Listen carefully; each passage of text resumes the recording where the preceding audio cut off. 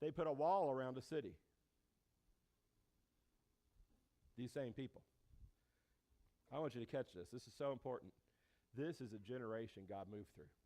This is a generation who had enemies at every turn, looked all over the place, had hardships and difficulties coming against them at every turn, and they said, let's fix this. I want to go back to what you were talking about today, Bob. World War II vets and those people were called the what generation? Greatest generation. I'll go all for that.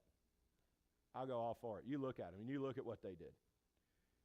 We have every reason as Americans to look at those people, honor them, and be proud of what they did. You know what? I think the entire world has every reason to look at that generation of Americans and say, thank you, thank you, thank you. We're here today because of your sacrifice and you stepping up and saving the rest of the known world in what you did. Thank you. Israel, for generations to come, could look back at that generation and say, we have a wall and we have a temple because of what you did. If you hadn't done it, our enemies would have overran us, and all we would have had is hardships. Thank you for being such a great generation. Jesus fixed it all in 3 days. You say, well, where are needs? Yes, there are needs everywhere. We'll get to those in a minute. But you know what? So often, needs that seem overwhelming to us, to God aren't overwhelming at all. If you've ever been somewhere with a wall around the city, you can't fathom that being done in 52 days. You can't fathom that being done in 52 weeks. They're enormous. And they did that. Remember how long when Jesus said, you will tear down this temple and I will do what? Build it back in 3 days. Remember what they said? It took us years and years and years to build this temple. You're kidding. You're going to do it in 3 days. Well, it says that he was talking about the temple, which is his body. It took him years to make that temple. This one, 52 days. 3 months, sorry. 3 months they put this thing together because their hearts were in it. You say, what happened because of it? Here are the results. One is simple. Reaping and sowing brought financial blessing. God said, if you obey me, I will honor you. If you do what I'm calling you to do, I will bless you in the same way that you're honoring me.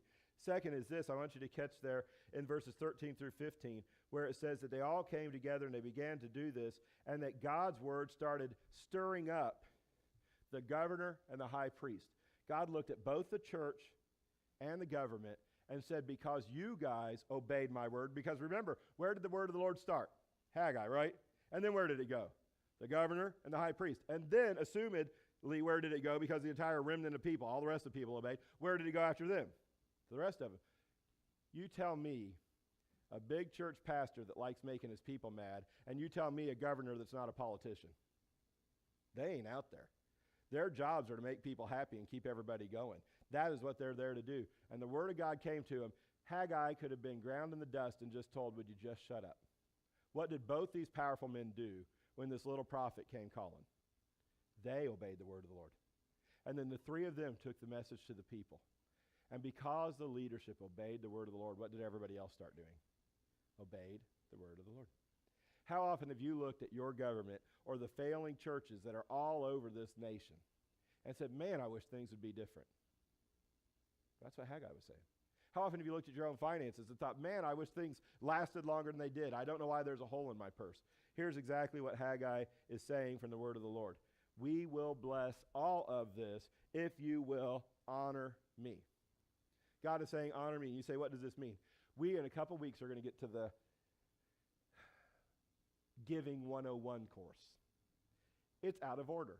Today, you're being given Giving 201. And I know that's a little weird, but in 2 weeks we'll go back. But God wrote his Bible in an order for some reason, so we'll get to Malachi when we get to Malachi, and we're at Haggai today. So Malachi is going to say Giving 101. Ray, what's Giving 101? It's simple. We're supposed to do what? Tithe. That's right. Tithe. 10%. We're supposed to give our 10%. He goes, give your tithes and your offerings to the church. And that's what God says. Into the storehouse. What's the storehouse? God's house. Bring them here so that God will bless it. Here's the other thing, though. This is a little above that. Guess what these people were already expected to be doing that he's talking to right here? They were already expected to be tithing.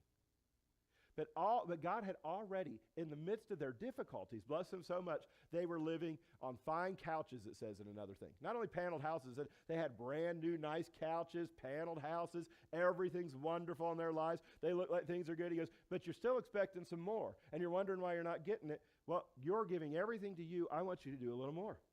God says, look at this, And when there are needs here, I want you to meet them. You say above and beyond. See, here's one of the things as an accountant, as somebody that's worked in church finances for a long time. What you see is this. You know what I find out most of the time? If we don't have church one Sunday, guess what normally happens? We don't get the money. Yeah, it's amazing. You know, I sometimes forget my checkbook. Have you ever forgot your checkbook before on a Sunday? Yeah, I forgot my checkbook before on a Sunday. Do you really normally have couple hundred bucks sitting around in cash in your wallet? If you do, you're crazy. Because I don't. So you're going to sit there and say, well, I'll just put in some cash. I got $2. That ain't going to cover 10%. So you're sitting there and you say, that ain't going to do it. So I'll just forget. Ray is normally the one that walks right by. There are weeks I don't put in a check, aren't there, Ray? That you walk right by and you go like this and I smile at you. He goes, doofus. And then guess what happens the next week?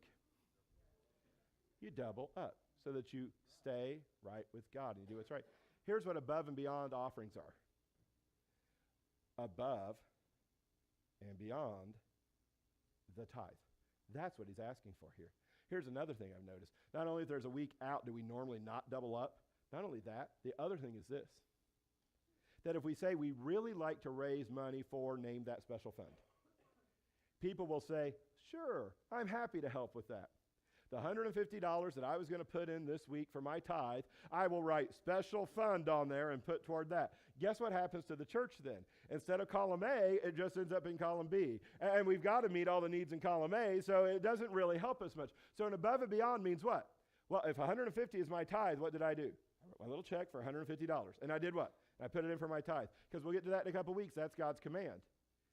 This is God saying, if you want blessed, I want you to understand. God is saying this isn't the first time. Solomon built a temple. Guess who did it? One generation. Solomon's temple was one of the wonders of the world. The tabernacle with Moses, guess what they did? In one generation.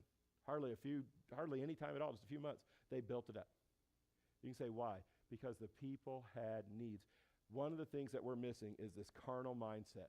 Where your treasure is, there will your heart be also. You can say, I wish I had a bigger heart for God. Write a bigger check. Amen. I'm serious. You want a bigger heart for God, write a bigger check. Come on, let's be honest. If you go up and you're saying, I'm going to get engaged. Now, you get down. I didn't do this, so I'll give him a chance. You get down on that knee and you say, baby, will you marry me? And you pull out one of those Kmart quarter turn thingies with the green plastic spider ring and you hand it to her. You're probably getting a no. I botched the proposal, but the ring was pretty, so I got a yes. It was just, there you go. See, the ring's pretty. All I did was, man, you talk about smooth. We're sitting in my friend's driveway. You gonna marry me or not?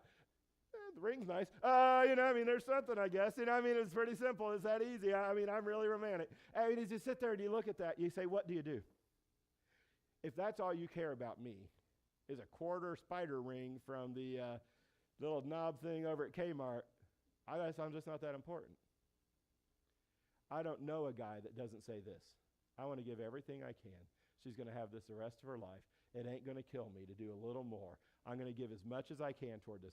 Now, if you've got a wife that's got a fiance, whatever, that's got any brains at all, does she want you to go broke doing it? No. See, that's the principle here. It's not hurt yourself to do for God. It's that you're following the command of God, and then you've seen God has blessed me so much.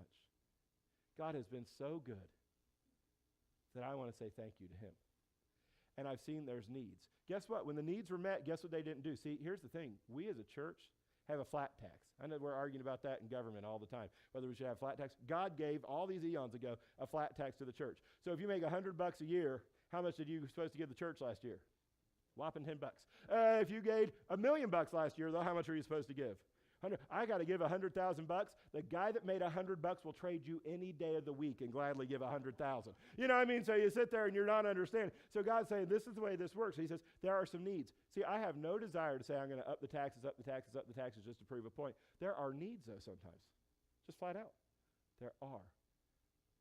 And I think God lined this up on purpose. We tried to get the baptism last week, and they weren't ready for it last week. God set up to us today to encourage us to say, this isn't a waste. We are seeing newness of life. We are seeing regeneration and salvation and blessing, and that God is doing things, and he's saying, yet there are needs. We are going to have a finance meeting today at 4 o'clock. our regular giving does not meet all our needs. That's all there is to it. There are things that we've needed fixed, and I've had people come to me for a year and a half of being here. We need this fixed. We need that fixed. Leland and Kaiser do a bang-up job stretching a dollar as far as it will stretch and making sure it goes. But you know what? We don't make air conditioning units blow up. It just happens. And they need fixed, or we sit here roasting in the summer. Those things aren't cheap. As you look at these kinds of things, you say, what do you do? Our budget will never cover it all. There are special needs. But guess what? Here's a cool thing. When those special needs are met, guess what? It's done. Did we put a roof on this church in the last few years? Do we need another one tomorrow? No.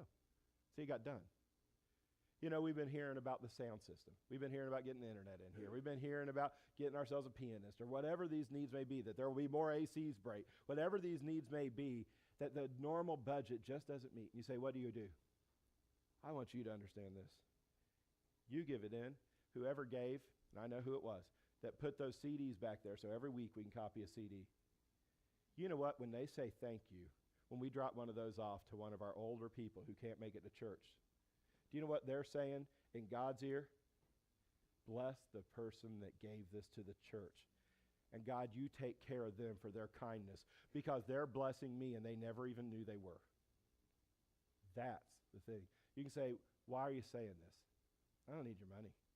And you know what? Just to be blunt, we will make it here at the church, whether you give or don't. You know why I'm saying this? The same reason I would say don't commit adultery, which is the 7th commandment. Why? Do you want to wreck your life?